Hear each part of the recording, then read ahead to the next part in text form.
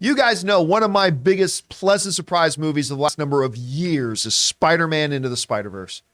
A movie that I fully admit I crapped on for over a year before it came out, professing it was a stupid idea. They should never make this movie. It's gonna be dumb.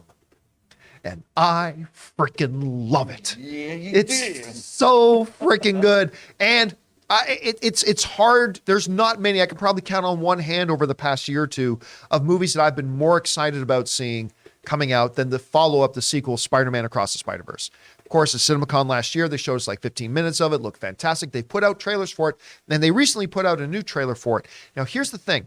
Taylor, you can look up the exact number for me. The box office, the first Spider-Man Into the Spider-Verse made. But the first movie, while it did win the Academy Award for Best Animated Film, I personally thought it should have been, no kidding. I honestly, legitimately thought that Spider-Man Into the Spider-Verse should have been nominated for Best Picture, period. But it did win the Academy Award for Best Animated Film.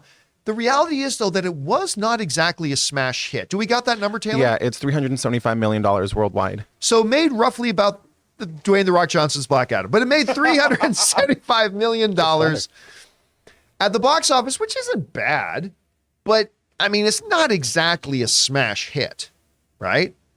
Because they didn't spend $20 million to make this movie. This is a movie they spent a little bit of money on. I think it was profitable, but not by much. So that's why when we recently talked about what movies coming out in June we think will be the biggest ones, I said I think Spider-Man Across the Spider-Verse might be the best one, but it ain't going to be the biggest one because, I mean, look at the numbers the last one did.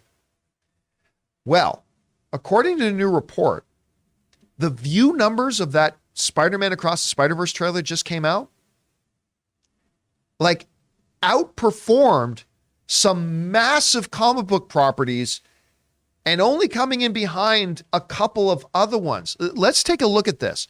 So they're saying that Spider-Man Across the Spider-Verse, in its first 24 hours, the trailer pulled in 148.6 million views. That is only beaten by the Thor Love and Thunder trailer, which, of course, coming off of Ragnarok, which was like one of the greatest comic book movies. That thing was spectacular. So coming off Thor Ragnarok, everybody was very, very excited to see that 209 million views. And then, of course, the Black Panther Wakanda Forever trailer, that garnered 172 million views in the first 24 hours. But Spider-Man, this little movie, I mean, those other two, you're talking about films that were and flirted with the $1 billion club, all that kind of stuff, huge properties in the MCU and Wakanda Forever and Thor Love and Thunder. Of course, you're going to get those numbers. But Spider-Man Across the Spider-Verse, 148.6 million views in the first 24 hours. That outperformed Doctor Strange in the Multiverse of Madness that got 121 million views in the first 24 hours. Guardians of the Galaxy 3 that got 117 million views in the first 24 hours. Ant-Man and the Wasp: Quantumania, $83.8 million. And The Flash, which pulled in 81.6 million views in the first 24 hours. These are all great numbers. All these numbers are great. But what has shocked me is that I think joyously that more people than I thought have discovered the greatness of Spider-Man Into the Spider-Verse and are realizing you should be looking forward to this sequel. Because that is an impressive number. It outperformed Doctor Strange, Guardians, Ant-Man 3, Flash, and only coming in behind sequels to massive, massive, massive hits of Wakanda Forever and Thor Love and Thunder. I mean, that's incredible. So, what does this mean for Spider-Man Across the Spider-Verse? Now, just because a trailer gets huge, huge, huge numbers, that doesn't automatically mean that translates into box office, right? I remember when one of the 50 Shades trailers, this is true, when one of the 50 Shades trailer came out, it was like a top 5 most viewed trailer of all time. That was all Ray, though. Yeah, it was mostly Ray. Yeah. Mostly Ray, of course. But that movie, obviously, it made money. Those damn 50 Shades movies made money. Everybody loves their softcore porn. But, by the way, for those of you who don't know, the 50 Shades movies is where the term Bring on the Filthy comes from. Some of you know that. Anyway, it made money, but it did not make top 5 money. It didn't make anywhere near that. So that's the case. But with this much interest in this movie, I can't help but wonder if maybe this thing can do better at the box office than maybe I thought. I hope so, because I'm going to tell you right now, I am shocked at this number. this is also post the last Spider-Man movie, which was, Spider-Universe-y. So I know, but like across Into the Spider-Verse had Spider-Man movies that came out, the live Tom Holland Spider-Man movies that everybody loved and did really, really well at the box office, right? So and by the way, this one is not the international trailer we're talking about that had the opening with Andrew Garfield and Tobey Maguire doing their voices from the previous movies and stuff like that. So this wasn't even that. I am shocked, but delightfully shocked at these numbers. Anyway, Chris, you see these numbers, the attention that Spider-Man Across the Spider-Verse seems to be pulling in. Mm-hmm. What do you attribute that to? What do you think about this? It being fucking awesome. Oh, I'm so sorry. Clutch your pearls. She swore. These views are mostly me too. I keep watching this over and over again. The little clip of the punk Spider-Man. I mean, come on. Oh yeah. I love it so much. It's so good. The first film really, really delivered. I mean, it was visually stunning. The acting in it was beautiful. The story was fantastic. It was a spectacle. That soundtrack is incredible. If you want to go feel awesome at the gym, you listen to What's Up Danger and you're like, yes, I can do anything. I love that song. It's so good. This looks amazing. And Miller and Lord have been tweeting a whole bunch too about how important this is to see on a big screen. I cannot wait to see this trailer too in a movie theater. I can't wait to see this movie in a movie theater because I've only seen it on tiny little screens right now. And I'm so excited to watch it because I think this is going to be so epic.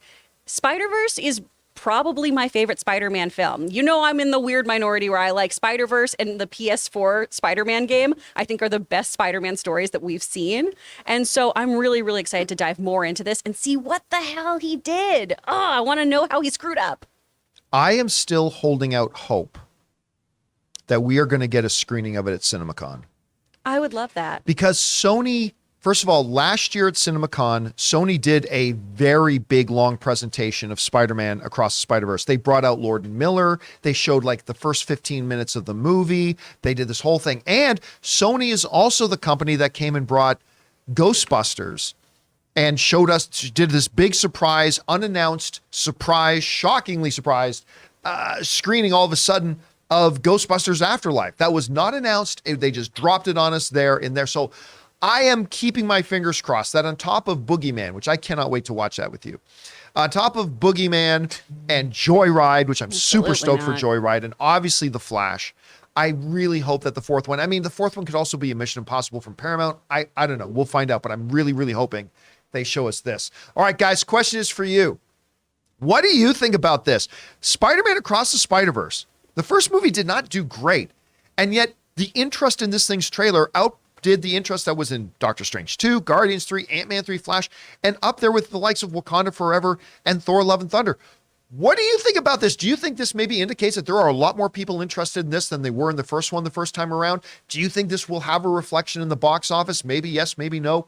Whatever you guys think, jump down into the comment section below and let us know your thoughts. We want to take a second to thank a sponsor of this video, Mint Mobile. If saving more and spending less is one of your top goals for 2023, why are you still paying insane amounts of money every month for your phone bill? Switching to Mint Mobile is the easiest way to save this year. As the first company to sell premium wireless service online only, Mint Mobile lets you order from home and save a ton with phone plans starting at just $15 a month. You guys know I made the switch over to Mint Mobile a while ago. The process couldn't have been easier, and I can't believe that I am spending less than a third of what I was spending on one of the other major carriers before. By going online only and eliminating the traditional costs of retail, Mint Mobile passes the significant savings on to you. All plans come with unlimited talk, text, and high-speed data delivered on the nation's largest 5G network. Use your own phone with any Mint Mobile plan and switch easily in minutes with eSIM. To get your new wireless plan for just $15 a month and get the plan shipped to your door free, go to mintmobile.com/Campea.